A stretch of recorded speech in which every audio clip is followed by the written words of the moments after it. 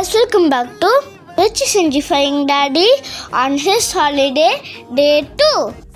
Day 2ல கொஞ்சம் busy ஆகிட்டோம். அதனால ஈவினிங்கில் டாடி என்னோட ஃபேவரட் டாண்டிலஸ் பார்க் கூப்பிட்டு போயிட்டேன்.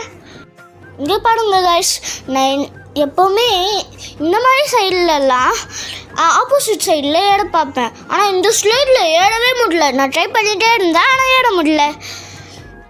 நெக்ஸ்ட் என்னோட புல்அப் ட்ரைனிங். இன்றைக்கி ஒரு புது டெக்னிக் கற்றுருக்கேன். எப்படி பண்ணுறேன், அழகாக இருக்கா?